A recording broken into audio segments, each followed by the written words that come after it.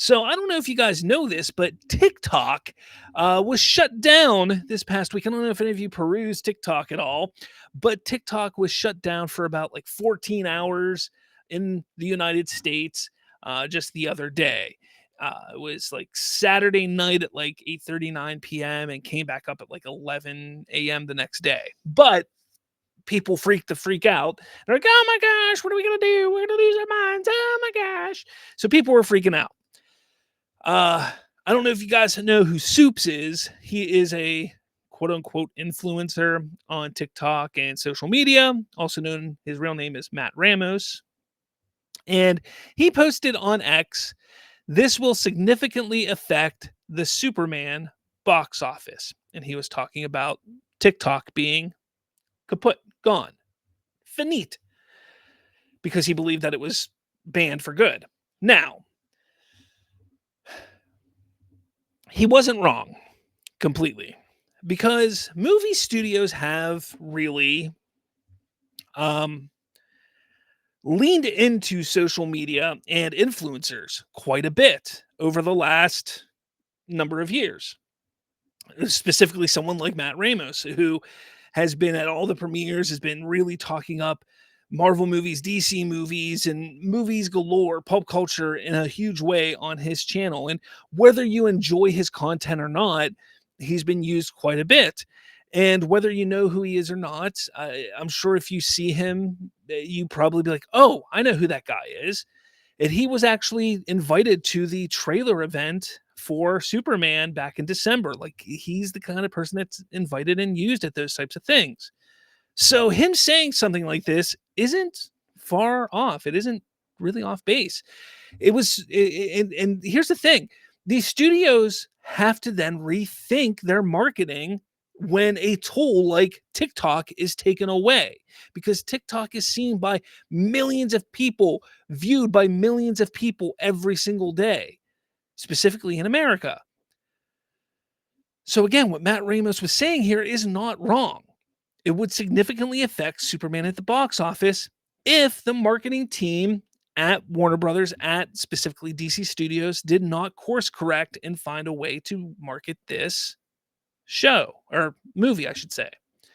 Well, the real shift decided to, and I didn't even watch the video. I just saw this, and I actually saw him post another post on on X about this. And his video was new video: Superman will flop without TikTok, shills panic over social media ban. Okay. And he goes, panic, we're screwed, Matt Ramos, and this will significantly affect. So basically, making fun of Matt Ramos and basically saying, oh, this is going to be an excuse. If Superman fails, they can say, oh, well, TikTok wasn't around to promote it, essentially. But here's the thing. First off, I don't think anybody was going to use that excuse. I don't even think Matt Ramos was even saying that Superman was going to fail without TikTok. He was basically saying that it's going to affect Superman's box office, because yes, it could, and it would, just as it's going to affect any film's box office because of how much marketing has been utilized with TikTok. I'll tell you this. I have found so many things, whether it's movies, whether it's TV shows, whether it's music, whatever, I have found on TikTok that I've never heard of before. And I'm like, whoa, what is this? I found TV shows. The show Suits. I've heard of Suits, but I didn't know what it was. And then I saw things pop up on TikTok and I was like, this kind of looks interesting. And then we watch it and I got really into it.